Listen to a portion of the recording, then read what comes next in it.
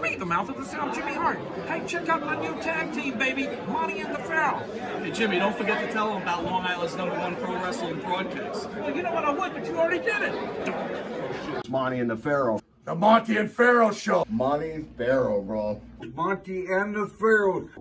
The Monty and the Pharaoh. You've got the future Hall of Famers at Rucker, Marty Jannetty, and MJ in the house, and I'm sitting here with two more future Hall of Famers, Monty and the Pharaoh. We're doing that stuff and we gonna rock it. Monty and the Pharaoh. It's Monty and the Pharaoh. Monty and the Pharaoh. Monty and the Pharaoh. Monty and the Pharaoh. Monty and the Pharaoh. And Monty and the Pharaoh. Oh, is it Monty and the Pharaoh? Monty and the Pharaoh. Monty and the Pharaoh. Hey, cut music. When you want the best in professional wrestling, Long Island, there's only one place you're gonna get it, right here. Monty and the Pharaoh. Now, that's not just the coolest, and that's not just the best. That, my friends, is just incredible. Monty and the Pharaoh. Duh. I'm having one fun with Monty and the Pharaoh, and I'm gonna put him in a crossface again, and he's gonna go down right now. Yeah. Hey! Not get it called off the Russian Nightmare! And you're watching the #1 show on Long Island with Monty and the Pharaoh. I don't want to sound stupid, but when I found out he was Italian, I was like, "Aye, what?"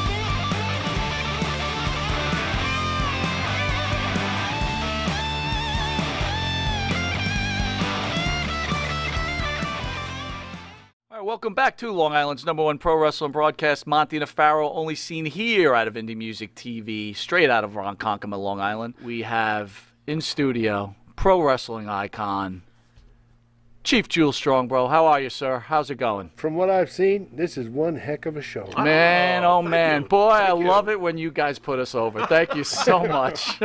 Jules, we first, of course, got a glance at your career back in the early 80s. At this point, we were in junior high, just really getting into pro wrestling, and the Strongbows came up in that great tag team division from all those years ago. But before we get to that, what started you in this business? How does Chief Jules Strongbow become involved in professional wrestling?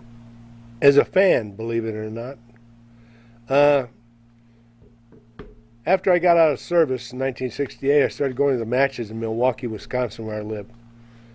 And got to know the promoter there, and he asked me, do you mind every so often, maybe driving somebody to the airport for me, so we got more than one car and 10 guys trying to get in that one car. It looked like a circus with a bunch of midgets climbing out of a car. I said, yeah. I said, if I'm going that way, sure, I'll give them a ride. And got to talking to some of the guys, and then one night I ended up being part of the security, escorting wrestlers to and from the ring. And then one night I cracked off to one of the wrestlers, and he said, I said, didn't look like you had too good of a match out there. And he goes, well, if you think you can do better, get your big out there and do it. So I got to thinking. I said, So I started paying attention to what I was watching and not what I was seeing. And for about two years, I started trying to find somebody who would train me. Financially, that became an impossibility, and I didn't give up, but I just kept hunting for somebody that, from my point of view, had a little bit more leniency in the way they handled things. And then I was sitting at home one afternoon in July of 1971, I think it was. Got a phone call from this guy who was going to promote a show in a place called Racine, Wisconsin. Racine, home of American Motors and Johnson & Johnson, stuff like that. And he said, you still want to be a wrestler? And I said, yeah. Come on, wake up. I've only been pestering people for 2.5 years. He said, okay, your first match is July 20th. And I said, I've had no training. He goes, oh, don't worry, we'll get you some training to get you through your first match. July 20th, I climbed in the ring with 4 hours training, went to a 15-minute draw with the guy I was wrestling. And after that, some of the guys that were in the dressing room said, hey, you know, there's wrestling tomorrow afternoon, Sunday afternoon at the Eagles Club in Milwaukee. I said, oh, really? I said, I live a half a block behind the Eagles Club and didn't even know that. And when the guy says, bring your equipment, and if somebody doesn't show up, we'll tell them you're there, and maybe you can get another second match in. So I went up there, and sure enough, somebody didn't show up. The guy that didn't show up for that Sunday afternoon match was a man later to be gaining world acclaim as Playboy Buddy Rose. Wow. Wow. So you took his spot And that night. I took his spot, 35-minute match with a man, and some of the same guys, after the matches were over that night in the dressing room, one of them walked up to me and he says, I guess you were serious about becoming a wrestler. He says, be at the gym 10 o'clock Monday morning and we'll start training. And I went, hold it right here. I said, before we go any farther, what's this going to cost me? And he says, no, he says, we need to, not going to cost you anything. We need to break in some guys, you know, to work on TV. And I went, hey, it's a start. Right. So Sure. that started about 5 or 6 months of training on a gymnastics mat on a gym floor in a basketball gym. Now, a gymnastics mat is about an inch, and it's not the softest thing in the world. So you're learning to take falls. You're learning, and it's, you know, and I'm doing this 4 or 5 hours a day for 6 weeks. Then we started, you know, working on everything else that needed to be worked on. December 6th, I got a phone call from one of the guys, and they said, you doing anything Saturday? And I went, no. Okay, get your bag packed. We're going to do TV in Minneapolis. And I got up there and went in for my first match, and it was against the guy known as the man of 1,000 holes, Red Bastine. Oh, wow. Okay. 2 out of 3 falls. Needless to say, I lost. But I really didn't lose because I learned something. And that's the way I looked at it. Is every time I got in that ring for a match, I was learning something. But aren't you like amazed? Like here you are a fan, and now all of a sudden, short time, now you're on television like that. It really didn't hit me for about 2 or 3 years. And I was just trying to pick up extra money and learn what I was doing. And that's where it started. And as they say in so many things, the rest is history. From in about 1975, it got to the point where I was being booked 3 and 4 days a week. Now in AWA, 3 and 4 days a week was about as close to full time as you could get without working 5 and 6 days. What kind of money was that working in the AWA? It wasn't bad from my point of view at the time, because I looked at it this way. I'm learning, I'm having fun, and I'm starting to make progress. And then I was mentored by everybody in the AWA territory at some point. But my 2 main mentors were 2 of the greatest men ever to lace up a pair of boots and put on a pair of tights. Ray Stevens and Nick Bockwinkel. How do you get brought into the WWF? That's a funny story. I was wrestling out of Los Angeles for the LaBelle family, NWA territory. It's New Year's Day, 1980. We're off. So I'm sitting in my room watching the Rose Bowl parade. The phone rings. Pick the phone. Hey, Frankie, it's Mike LaBelle. I go, Mike, Happy New Year. What's up? Write this phone number down. Gives me a phone number. I write it down. He says, now when you and I get through talking, you call this phone number because the man who's going to answer this phone is waiting for your call. within the next hour. I went, okay. So we talked a little bit, you know, and he says, now, when you talk to Vince McMahon, mind your manners, you know, he says, be yourself, mind, you know, like you always are, mindful of who you're talking to and be respectful. I said, Mike, that's the way I am, that's just me. He says, don't lose it. So I said, okay. He said, and call me back after you get through talking to Vince McMahon. So I called the number. The first thing I hear when I hear and pick up the phone was, hello, Frankie, how's it going? Happy New Year. I said, Mr. McMahon? He goes, yep, that's me. He says, need to talk to you a little bit. He says, going to bring you into the WWF. And I went, do what? He said, going to bring you into the WWF. He says, it's not going to be soon. He says, but I'm working on with you right now. He said, we're probably looking at a year to 2 years before you come in. He said, and we're going to do something special with you. He says, we're going to shock a lot of people. I went, okay. So he went on, he laid out what I was to do for the next, till I got the call to go to New York, which was every 6 weeks I'm to report to him where I'm at, how much money I'm making, whether I'm being treated nicely or whatever. He said, if we run into any problems, I'll take care of it. And it was just the way I'll take care of it struck me as, you need to keep doing what you're doing, only do it better and better every time you do it. So, New Year's Day 1982,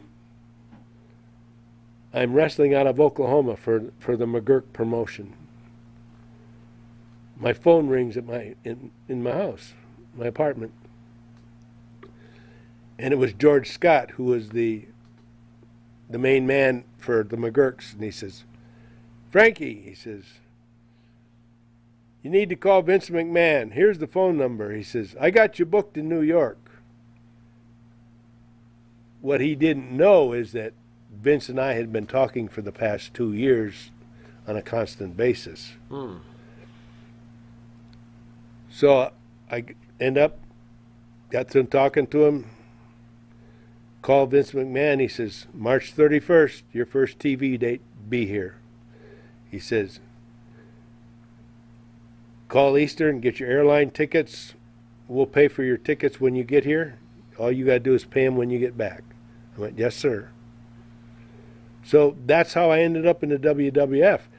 But I guess what had been happening all along is from when I started working more than one day every 2 or 3 weeks in the AWA is somebody's seen something. Not only in AWA, but I'm assuming they've seen something in New York, they've seen something in LA, they've seen something in Oklahoma that I wasn't aware of. That maybe this kid had something. Maybe he was going to be all right. Maybe we could pull some money with this kid. So at this time, during the early 1980s, Jimmy Snuka was the big bad guy in the Oklahoma Territory, and him and I had a lot of go-rounds. So blew the roof off that place. I mean, we were selling out crowds every night, 5 and 6 nights a week. I get to New York. I walk through the door of the Allentown arena, and I can't. The farm. It's a farmhouse. The Allentown farmhouse. Yeah. Yeah, and from across the entire length of that building, I hear somebody scream, "Frankie, you're here! What took you so long?" And it was Snuka. He come running across the building, grabbed me, hugged me like I was his long-lost brother, you know. He said, "Have you met Vince yet?" I said, "Jimmy, I just walked in the door." He says, "Come on, go introduce you to Vince." So he walked over to Vince Sr., had a little office there. knocked on the door, and Vince said, "Come on in." Jimmy said, "Vince," he said, "I brought Frankie over. I said, I'd like to introduce you to Frankie Hill." Vince looked up and he goes, "I know who he is, Jimmy." He says, "Yeah, but you don't know about him." He says, "This guy could commit murder on the Oklahoma Capitol steps and they'd pin a medal on him for it." He said, "This guy is so well known and so over in Oklahoma, he can't do anything wrong." And again, Vince McMahon looked up at him and he goes, "I know, Jimmy." He says, "Would you excuse us? I need to talk to Frankie." Wow. So that was my introduction to Vince McMahon Sr. in person, and that's how I ended up in the WWF. So they put you with Joe Scarpa, right? Chief Jay Strongbow. Yep. So we've had a lot of wrestlers come through here. The one thing we speak about Chief Jay, not many people liked him, but I'm sure you had a personal relationship with him since they put you guys together as a tag team. Can you tell us about Chief Jay Strongbow? We got along. We got along because, number one, it was necessary for us to get along. So we got along. Him and I really didn't have any big differences, and it worked. You know, the partnership worked very well. And there were a lot of people, and I run into them today, that didn't care for him. Away from the arenas, away from wrestling, we just kind of went our own separate ways. I had a family, and he had a family, and then we didn't hang out together. We didn't grill out together, you know, because we both had families, and at the time, you know, it was when we got a chance to take a rest. That's exactly what we did. But was he booking at that time also? No. So he was just a straight wrestler then? He was just a straight wrestler, and he became an agent probably about 4 or 5 months later. Were you surprised at the reputation he has over the years? Because behind the scenes is one thing. Fans had no idea that he was a booker or that he was busting balls on certain people. Did you ever see any of that behind the scenes? I never seen it because I think he didn't want me to see it. Okay. Because as time will tell, and if you look at our litany of matches over that entire run, there was a point where things changed. In the publicity that came out, and it took me probably 2-3 weeks after it started before I realized something's changing here. And we used to be introduced as Chief Jay and Jules. Then it went to Jules and Jay, the Strongbows. Mm-hmm. Then away from TV, it became Chief Jules and Chief Jay. So I think he may have felt a little bit that I was starting to rise above him. Mm. And I've talked to a few guys, you know, over the course of my entire career, who in effect told me that he couldn't hold a handle to me in the ring. And I said, you know, okay, I'm just trying to do my job and do the best I can so that we're all success. Mm-hmm. Because like I said before, we're all in this together. We've got to work together, and the harder we work together, the better the outcome's going to be for all of us.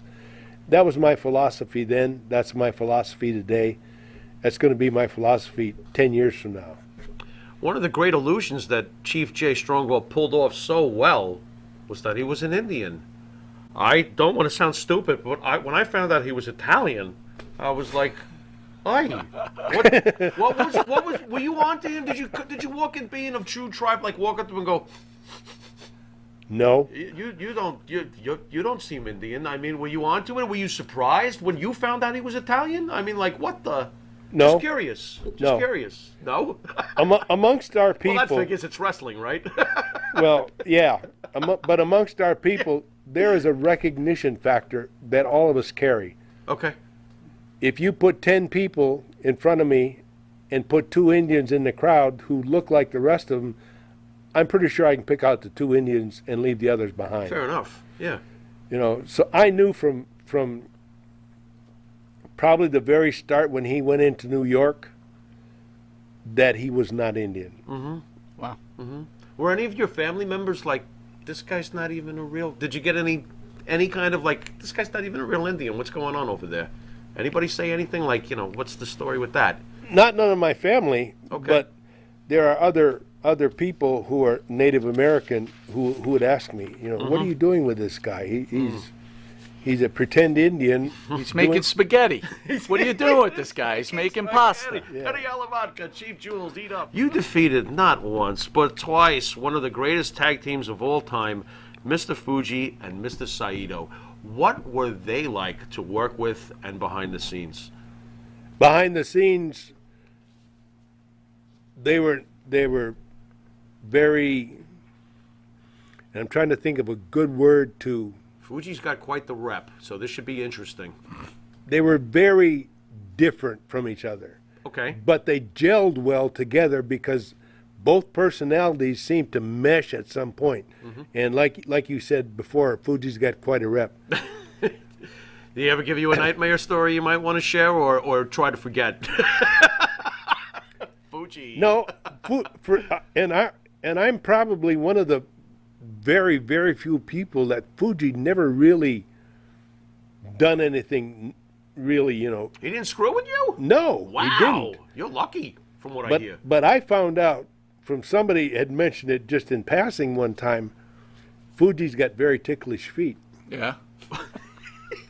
He Wrong, wrestled barefoot. Okay. wrong thing to tell the old Indian kid. Oh. What did you do? Because Wait a minute, those feathers, those feet. I don't know if I like the math of this. What did you do to Fuji? that should give you a little indication what happened. Holy headdress. That's great. Shortly after I found out about this, I was working a match with Fuji, and I started working on his legs. Mm-hmm. So he said something, so I reached down, because I had him in some kind of a leg lock, and I don't remember what it was, but I had access to his foot. And I started tickling his foot. He went absolutely ape. He screamed like somebody was sticking hot fire pokers in his ears, up his nose, and everything. He was screaming like a madman. He And broke kayfabe. He was supposed to stay within the course of the match. He killed it. So anyway, That's great. after he said, "No tickle, no tickle me no more." I said, "Fuji, you mess with me, that's going to happen every time I get in the ring with you." Every time. And So I now don't you know know why he didn't screw with you. And I don't know if that was the reason he never messed with me was because I told him that's going to happen. But he never did, you know. And I'd seen him play some jokes on other people that were kind of brutal. I've heard. One guy asked him, you know, to take his car down to the garage to get an oil change because he had to go on the road for a couple of days. The guy come back and his $29 oil change turned into a $1,200 repair bill. Oh my God. Fuji, man. Wow. Fuji got him new tires, new brake job, you know. Are you fond of Vince Sr.? What your memories of Vince Sr.? How was he as a person towards you? Do you have Vince Sr.? Senior? Vince Sr., there is only one way that I can describe Mr. McMahon, Sr. He was and will always be, in my mind, the most absolutely perfect gentleman walking the streets. Can you compare Junior and Senior? Two different people. Junior is one heck of a businessman. The guy knew what he was doing, knows what he's doing, and if he needs somebody with an expertise that he doesn't have, he'll go get him. Vince Jr. and I got along very well. Okay. That was it, you know. So Vince Jr. was also good to you. Not Yes, just Vince. That's, they both Okay. both of the Vinces were absolutely fantastic to me. excellent. You know, and I've heard from other guys that, you know, quite the opposite in some cases. Sure. But I also got to look at it from this point of view. What did you do that caused the dissension between the two of you? This is a two-way street. This don't go down one-way roads here. Ray Stevens and I were booked against each other in Madison Square Garden on a match prior to the World Champions. We were like third, he was fourth. Ray went out. I went to Ray and I says, Ray, you're one of my teachers. What am I going to do? He goes, you're going to go out there and you're going to be yourself. And I said, what are we going to do? He says, we're going to steal the show. And right away, I got an itchy feeling, maybe we're not doing something right. So anyway, we went out there and tore the house down. 27,500 people in Madison Square Garden in the Felt Forum. And we had them screaming for about 12 minutes. I mean, literally screaming.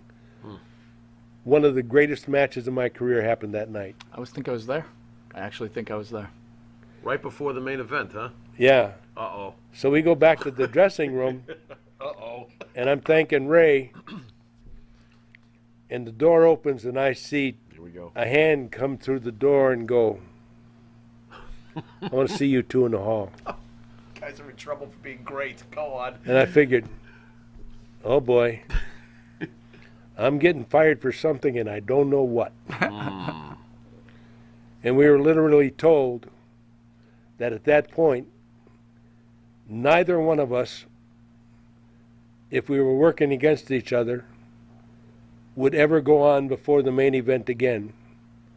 Because the main event went on after us and people were going to the popcorn stand, sitting on their hands, Wow. whistling songs in the crowd. He said, Who was the hand that was that Vince Sr.? that was Vince McMahon Sr. Oh, boy. Did it kill you that you were leaving the WWE? Like, did it? Yes and no. Yes, it killed me because I was leaving. No, because I was expecting to come back in 6 to 8 months. Okay. That was the plan Vince Sr. had laid out when he put Jay and I together. And I was going to be gone 6 to 8 months, and I was going to come back and start working as a single. And Vince Sr. said, and when you come back, we're going to do what I had originally thought. So I'm gone about 4 months. Vince Sr. passes away. And everything changed. Sure. So as it turned out, I never went back.